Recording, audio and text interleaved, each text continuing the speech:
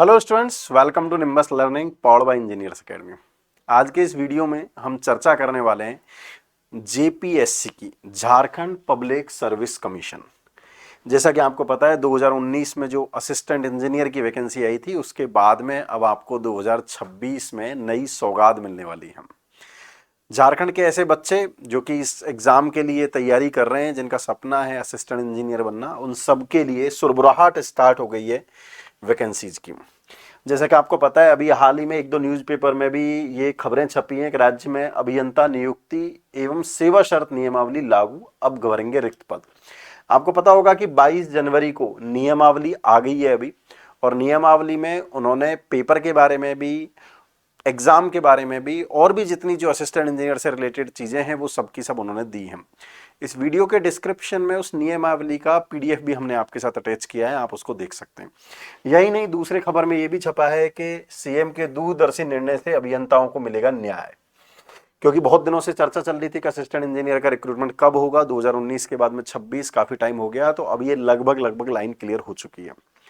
लेकिन जैसी बात आती है वैकेंसी की, तो बात आती है कि हम तैयारी कैसे करें और कब पढ़ें, और पिछले रिकॉर्ड को ध्यान में रखते हुए पढ़ें तो सक्सेस आसानी से मिल जाती है।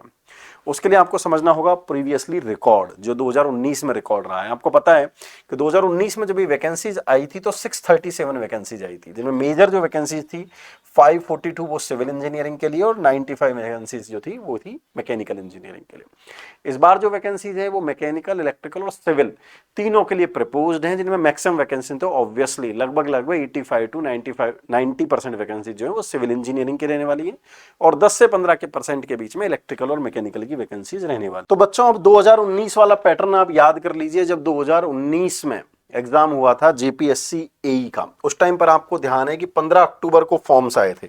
15 अक्टूबर को जब ये फॉर्म्स आपके पास में आए थे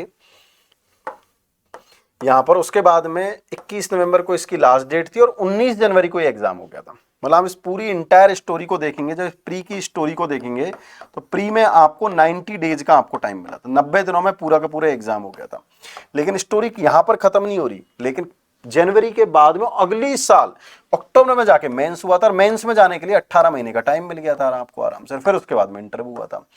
पर पहले क्या होता था, पहले प्री का एग्जाम हुआ था, फिर मेंस का एग्जाम हुआ था, और फिर इंटरव्यू का एग्जाम हुआ था। लेकिन अभी क्या है कि डायरेक्ट वो मेंस को ही, इस बार की यदि आप पत्रावली देखेंगे तो वो डायरेक्टली मेंस को ही एक ही एग्जाम मान रहे हैं। मतलब चाहे उसको प्री बोलो चाहे मेंस बोलो, एक ही एग्जाम हो रहा है, और उस एग्जाम में आपसे कह रहे हैं कि आपका 1000 मार्क्स का एग्जाम हो जाएगा। कितने मार्क्स का एग्जाम हो जाएगा?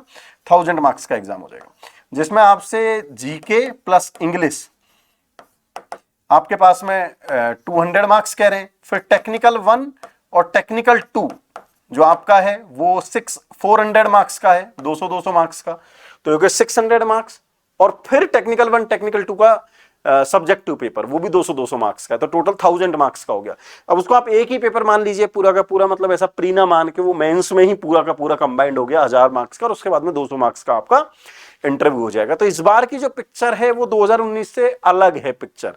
पत्रावली में आपने देखा भी होगा, और उन्होंने बहुत स्पेसिफिक शब्दों में इसको डिक्लेयर किया है। तो बात आती है कि सर, जब ऐसा एग्जाम हो रहा है जिसमें हमने जीके भी पढ़नी है, इंग्लिश भी पढ़नी है, टेक्निकल का ऑब्जेक्टिव भी पढ़ना है, और टेक्निकल का कन्वेंशन भी पढ़ना है, तो इन सब के लिए हम तैयारी कैसे करें? और उसमें भी इंपॉर्टेंट बात बन जाती है, यदि 90 दिन में एग्जाम हो गया तो क्या करें। लेकिन इस बार क्या है कि आपको एडवांस में ही ऐसी सुरबुराहट सुनाई दे रही है कि हाँ, ये एग्जाम आने वाला है। पत्रावली भी आ गई, अखबारों में भी आ रहे हैं। पैटर्न क्या होगा, लेवल क्या होगा, और भी कई सारे ऐसे सवाल हैं जिसके बारे में डिस्कस करने के लिए ऑफलाइन हम आपसे मिल रहे हैं। हम चाह रहे हैं आप आए, रूबरू डिस्कशन करें अपन, और इसके लिए हम एक जेपीएससी असिस्टेंट इंजीनियर का एक सेमिनार करने वाले हैं। सेमिनार होने वाला है 15 फरवरी को। 15 फरवरी संडे है, संडे को हम ये सेमिनार करेंगे सुबह 10 बजे। सुबह 10 बजे ये एक सेमिनार करेंगे हम 15 फरवरी को। कहां पर करेंगे? इंजीनियर्स एकेडमी के रांची सेंटर पर, क्योंकि जेपीएससी का मामला है, झारखंड का मामला है, तो रांची के बच्चों के लिए ज्यादा है। और आपको वैसे भी पता है झारखंड के बच्चों के लिए 60% इन हाउस रिजर्वेशन है, 40% बाहर के बच्चे अलाउड है इसमें। तो जो झारखंड में सेमिनार करने वाले हैं, जिसमें हम पूरी डिटेल और भी कि प्री के लिए कब से पढ़ना चालू करें, कैसे पढ़ाई चालू करें, ऑफलाइन पढ़ें ऑनलाइन पढ़ें, किन किन चीज़ों का ध्यान रखें, कौन कौन से टीचर पढ़ाएंगे, ऑफलाइन के क्या बेनिफिट हैं, क्या प्रॉब्लम्स हैं, क्या प्रो कॉन, सभी पर हम चर्चा करेंगे।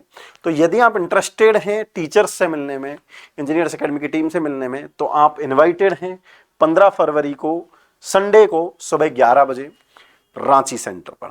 अच्छा, उसके लिए आपको सीट रिजर्व करनी होगी।